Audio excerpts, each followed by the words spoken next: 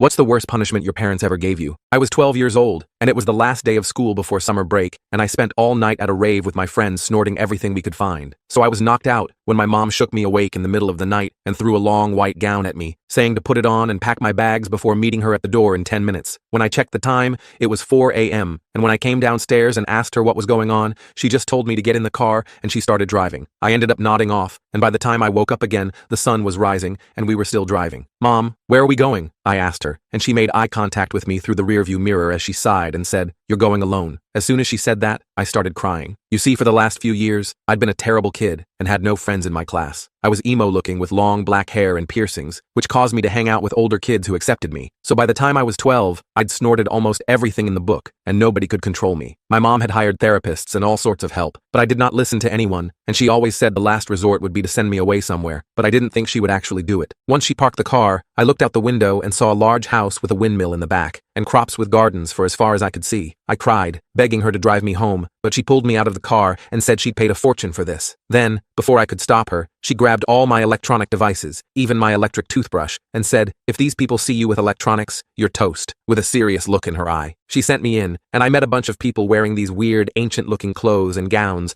and it all clicked when they said they were Amish. For the next few weeks, I spent every morning waking up before sunrise to milk the cows before working in the fields all day. I'd come back inside sunburnt and covered in rashes, but they laughed it off saying, "Oh, you will get used to it." I told them I couldn't drink cow's milk because I was lactose intolerant, but they laughed it off saying that was a made-up thing for wussies, and served me milk every morning. I'd spend damn near half the day popping emergency squats in the field. They forced me to cut my hair and my piercings closed up, and the worst part is, I had to listen because the dad kept that rifle strapped on his back. I was ready to take my own life, but 2 months later, my mom came to pick me up with a smile on her face, thinking I was changed. Oh, I was changed all right, ready to be a greater menace than before.